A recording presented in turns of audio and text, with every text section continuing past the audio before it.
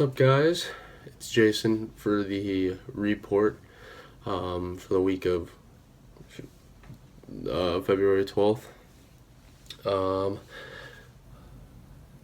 No major updates to Re60, just still working on that one project I told you about. Actually, not really working on it at all, but still in the planning phase. So everyone be patient. Even though I don't think anyone's really anxious for the next Re60, but we'll wait. I want to give a special shout out to Samantha Torville. Just had a conversation with her about her bringing some of my videos into education, into her classroom, into some of her classes at Providence College. So shout out to her. Hooked her up with that fat Re60 shirt. So let's get started with the news. This week I have 5 items or 6, I guess. I'm going to do a continuation of Apple. And my prediction says they hint at some new features for their phone. So first, this is an article that my dad actually sent to me. So the headline was, "Scientists are making VR displays that match your eyesight." So essentially, it's the solution to what's been creating nausea and headaches in these VR headsets. So I think it could be something neat. Right now there's only one optimization for graphics per headset and head-mounted displays. So this could be good. It could really reinforce the whole one headset per household kind of thing. So let's see what else, if there's anything else. Who's developing it? Oh, so it's a team of Stanford scientists. So of course they're going to bring their A game. It's Stanford. Let's see. So I know that there are a couple eye tracking companies out there.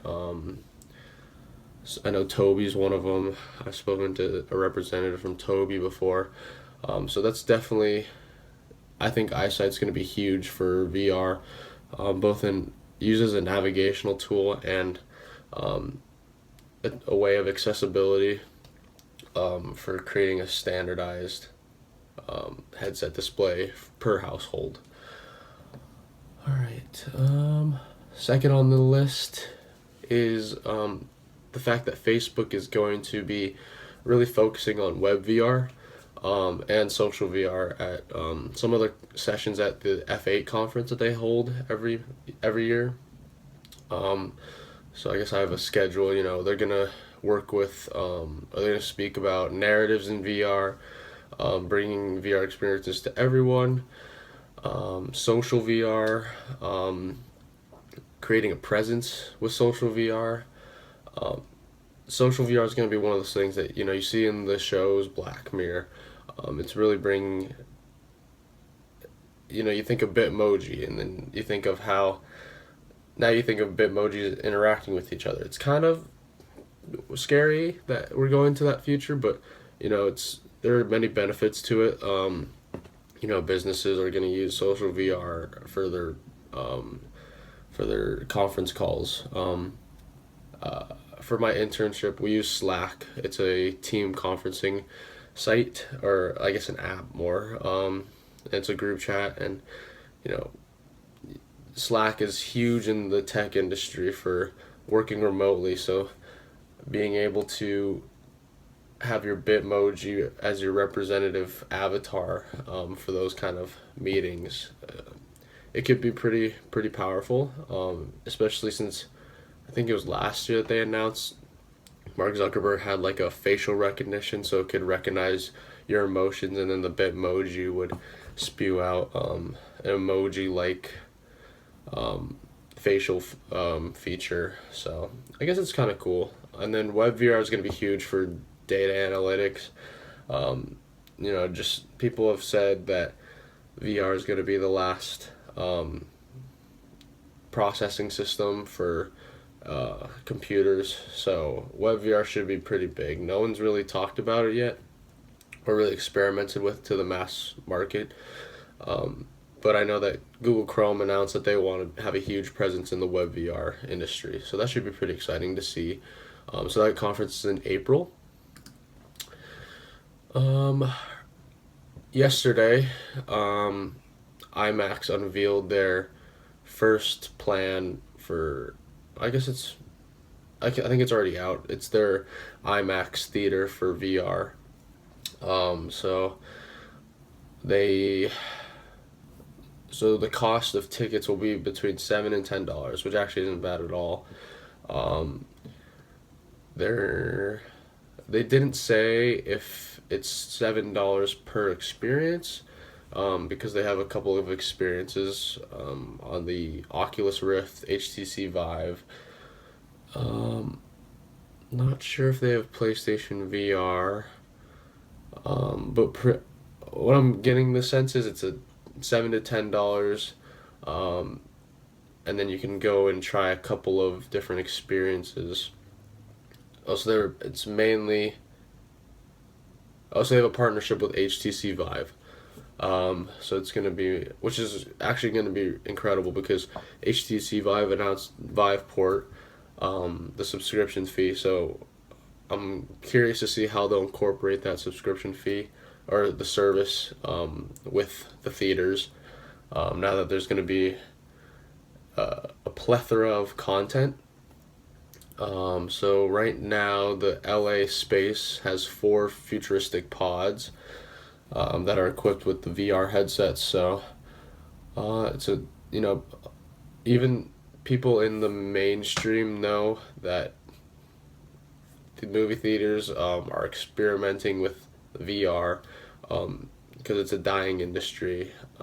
So this should be interesting to see how it pans out, especially in LA where the overhead's pretty expensive and it looks like a very nice theater. I'll try to throw that image up there. But wow. So I guess that's pretty cool. And it's exciting. People are really making that push, especially in with the industry so young. That companies like IMAX are really investing some of their their assets into making this happen. It's cool. It looks nice too. All right. Let's see. The so this award ceremony happened earlier this week. I did not know actually existed. It's called the Lumiere Awards. It doesn't say how old they are, but I'll just go through some of the winners. So the HTC Vive won. I'm assuming for best VR headset. They didn't. This upload VR didn't really show me what they won. And Google Earth VR won. Ghostbusters won for best VR live action experience. Well, it's probably the only thing they won because the movie was terrible. I actually haven't tried Google Earth VR, but I'd love to try it. Just going around different places. Hopefully they have that for the PlayStation VR that I can go and try. But it's I think overall it's good to see that Hollywood's embracing VR as a medium worth having a award ceremony for. It was held at Warner Brothers Studio, which is a huge deal. So I think it's good to see, especially because content isn't monetized as well as it should be. It's good to see that some of the developers are getting recognition for their work, because some of these experiences are really awesome. All right, let's see. Sorry, I'm sick too, so my voice sounds like poop. So starting February 23rd, people will be able to stream NBA games, live NBA games, in an all a la carte style. So this coverage comes from Next VR, who I think it was last year, announced their partnership with the NBA. Um, I think it started with, if I'm not mistaken, the NBA All-Star game last year, but I could be wrong. Um, they've been doing, I think they worked with the Kings because the Kings were the first team to really live stream one of their games in VR. Um, so it's available for Samsung VR and Google Daydream, so they're going for the more mobile shift, or the more mobile audience. So each game will set you back $7. There's no season pass right now, and this is the introductory price for the current season. I'm expecting that games like OKC and Warriors, if the Warriors don't shut them out by 30 points, they'll be more expensive. Maybe like a Cavs Warriors game. They won't be more expensive, or they will be more expensive just because it's a higher level game. This is awesome. It's showing that the NBA and the huge league of the NBA is really um, showing it, showing the emerging technology really in place. The NFL has their doubts on it. Their media director said, he's waiting for headsets to get better before they can really bring it to the NFL, which I understand.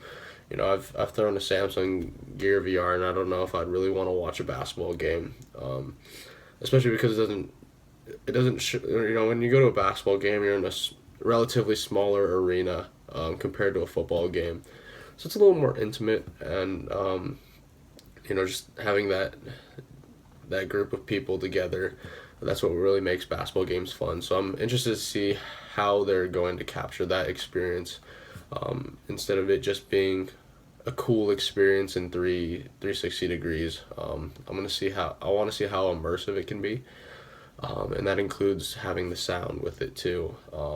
You know, I was lucky enough to have the opportunity to go courtside for one of the Kings games a couple months ago, and it's awesome just hearing what the players say to the refs, what they say to one another. So having that interaction, it really made the experience that much better. So I'm wondering if, because these games will be featured in courtside, if they'll have that same experience, or if it will be just a $7 360-degree video that you look around and say, oh wow, that's cool.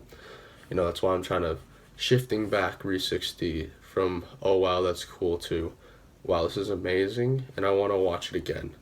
So those are the creative difficulties of creating this kind of content. You want that longevity with your audience, but nonetheless, it's exciting. Oh, okay, and then I want to close off with continuation of my Apple predictions. So last week I predicted that Apple will integrate, well, they'll release their iPhone, the next iPhone, and it'll be in a headset, or it'll be compatible with a headset similar to Gear VR. I'm kind of shifting it now. I don't know if they're going to go into VR now. Tim Cook, their CEO, has announced, I don't know if he announced, I don't know where people are getting this, but he said that, augmented reality is as big of an idea as the smartphone. And what I think is, wow, they're really investing in augmented reality. So now my prediction is that I'm still standing with it. It's called the iPhone X because it's the 10th anniversary. And, if they have such faith that consumer adoption is going to be as high as a smartphone, you got to think, wow, so are they going translucent with their phones, and then creating a completely augmented phone where if you have just like a piece of glass that can go translucent, you throw it outside, it tells you the weather, it shows you the pattern of the weather. You throw it in a sports team, it recognizes faces, and then you can pull up Wikipedia on the spot. It sounds Black Mirror-ish, but it also sounds in the wheelhouse of Apple, which is exciting. I love technology. I love what it brings, and I love Apple. And I love that they're looking at augmented reality as the next future, as a replacement to the smartphone. I love that. I don't, it makes me hesitant now to say that they're even going to be releasing some sort of headset that's mainly just going to be AR on the phone. Um, usually, usually they do their announcements for the phone over the summer, but I feel like if they're doing a headset, it's going to be announced over earlier in the summer, and then their phone will be announced later in the summer. I don't know their conference schedule, but it's a, I mean, it's like everything else in the VR industry. It's exciting. It's exciting to see these companies jumping on board, especially this year. So, well, as soon as I hear more information, I'll keep giving my insights on that. But other than that, that's it for this week's report. If you like what you see, you can follow along with me. On Twitter. I try to join in the conversation, kind of. I'd like to join in more. You can follow my Instagram at Rheeport. I'm trying to make that transition from my personal account to the Rheeport account, for more of my insights on the industry. And then, if you have any inquiries just about my content that I make, you can always shoot me an email, comment, like this video, and feel free to subscribe.